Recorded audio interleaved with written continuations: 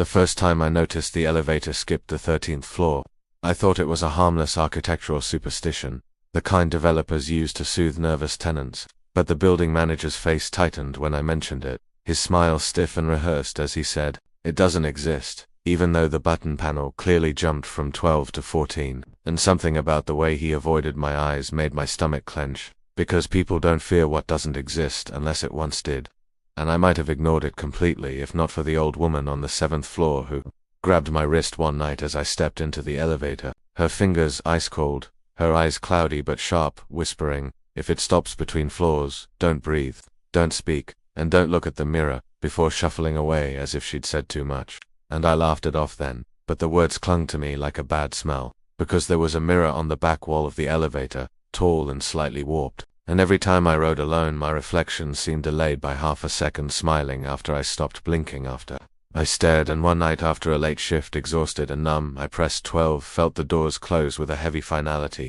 and the elevator began to rise with a sound like a distant groan. And then it slowed, the lights flickered, and the digital display glitched, flashing nonsense symbols before settling on nothing at all, and the elevator stopped, not with the gentle chime of arrival, but with a sickening lurch, and for a moment there was only silence, thick and heavy, and then the air changed, growing damp and cold, carrying a faint metallic smell like old blood, and my breath fogged even though it was summer. And that was when I realized we weren't on any floor, because when I looked at the crack between the doors, there was no hallway light seeping through, only darkness, endless and swallowing, and the mirror behind me reflected something wrong, the elevator stretching longer than it should, the walls pulsing faintly like something breathing, and my reflection stood too straight, its smile too wide, its eyes too deep, and then the lights went out completely, plunging everything into pitch black except for the emergency bulb flickering red like a dying heartbeat. And from the darkness beyond the doors came a sound, soft at first, like fingers dragging along concrete, then louder, accompanied by whispers, layered over each other, dozens of voices, murmuring apologies, prayers, screams, and names and dimes, and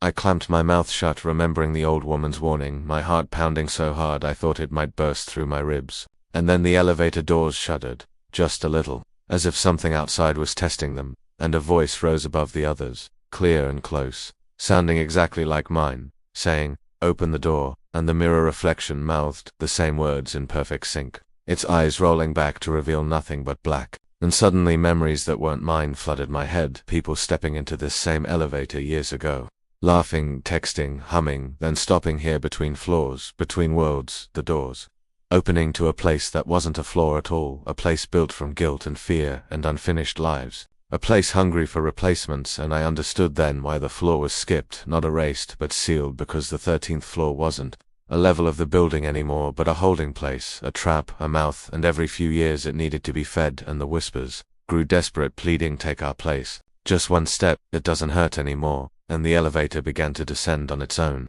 slowly, painfully, the cables screaming as if strained beyond limit, and the reflection in the mirror stepped closer even though I hadn't moved, its breath fogging the glass from the inside, and I felt a hand brush my ankle, fingers curling round my shoe from beneath the door crack where darkness pooled unnaturally, and panic surged, and I nearly screamed, but I bit down hard on my tongue until I tasted blood, and then, suddenly, the elevator jerked violently upward, slamming me against the wall, the whispers erupting into furious shrieks, the hand disappearing as the darkness recoiled, and the lights snapped back on, the display flashing 12, the doors sliding open to the normal fluorescent-lit hallway of my floor, silent and empty, and I stumbled out, collapsing onto the carpet, shaking uncontrollably. And when I finally dared to look back, the elevator interior was perfectly normal, the mirror reflecting only me, pale, bleeding from the mouth, eyes wide with terror. But just before the doors closed, I saw something etched faintly into the metal panel where the 13th button should have been, hundreds of names scratched over each other in desperate handwriting, and one space left blank at the bottom. And the next morning the building manager knocked on my door, his expression grim, holding a clipboard, saying there had been an incident overnight, that the elevator malfunctioned, that someone on the 3rd floor had gone missing. And as he spoke his eyes flicked behind me toward the elevator at the end of the hall, and I knew then that it wasn't done with me, because when I rode the elevator again days later, trying to pretend life was normal, the mirror smiled before I did, the lights dimmed, and the display skipped from 12 to something else entirely, something that looked like my own name spelled in flickering red digits.